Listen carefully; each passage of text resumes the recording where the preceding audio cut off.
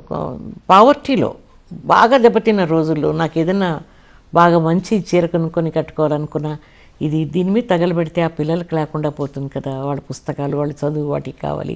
మంచి మంచి గ్యాప్స్ వచ్చేసేవి సినిమాలకి మధ్య గ్యాప్లు. That was very painful. ఏదైనా చేయొచ్చేమో, ఇంకేదైనా ఉద్యోగంలో వస్తే ఇంకో ఉద్యోగం వెతుక్కోవచ్చు.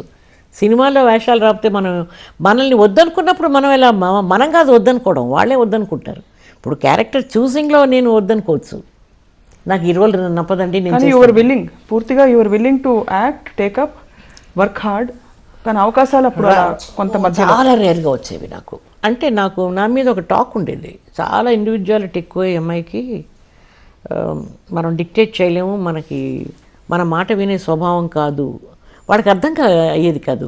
ఓ పర్ఫెక్షన్ కోసం నేను చేసే పని బాగుండాలి అన్న ఉద్దేశంతో మనం కొన్ని రిమార్క్స్ చేస్తాం, కమెంట్స్ చేస్తాం, ఇది బాగుండదండి అంటే కోపం వచ్చేది. ఒక సందర్భంలో మీరు అడ్డగీతల చీర కట్టుకోలేదు, నిలువు గీతల చీర కట్టుకుంటాను, నా హైట్ తక్కువగా కనిపిస్తుందని వాదించినందుకు ఒకరు మీ మీద కోపం చేసుకున్నారు. అయినా కూడా తర్వాత దే గేవ్ ఇన్. సరేనే షూటింగ్ అయిపోతుంది, ఆవిడకి ఏం కావాలో తీసుకెళ్ళి అలాంటివి కొనండి అని సర్దుకున్నారు.